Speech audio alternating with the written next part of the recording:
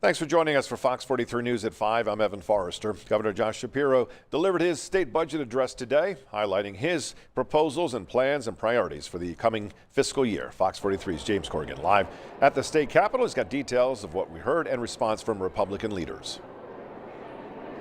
Evan, Governor Shapiro focused on many different aspects of the Commonwealth and its economy during his nearly 90-minute speech today. That included housing affordability, banning cell phones in schools, and long-running issues like mass transit funding. It sets the tone for a fight that neither side says they want to see drag on after last year's near-record deadlock. For the fourth time, Governor Josh Shapiro delivered his budget address to the General Assembly and to the Commonwealth, which he once again says is on the rise with its growing economy. In just 3 years, we've created over 21,500 new jobs, secured over $39 billion in private sector investment.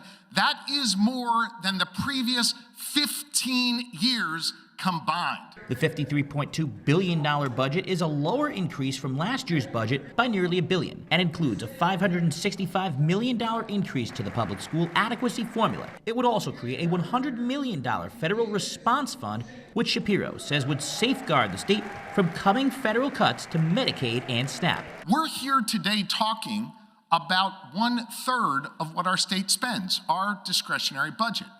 But another 40% comes from the federal government.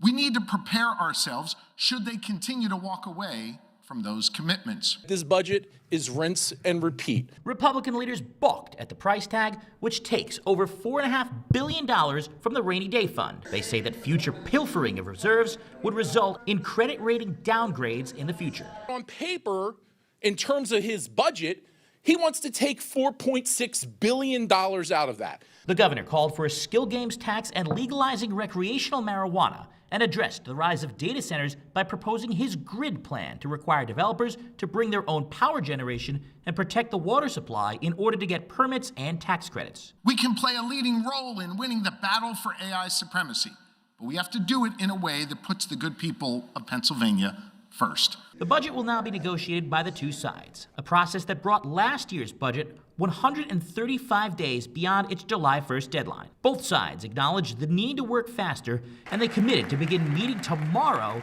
to start this year's budget process. We're committed to getting this budget done on time, but it has to be done responsibly. We learned that we all need to be at the table, and that we all need to be at the table sooner. When we all sat together, majority and minority, we made real progress. Now, some of the other notable proposals in his speech, including making housing more affordable by capping rental application fees, along with banning cell phones in schools, and among other things, cracking down on AI chatbots for children. The two sides will meet tomorrow, as the governor laid out in his speech.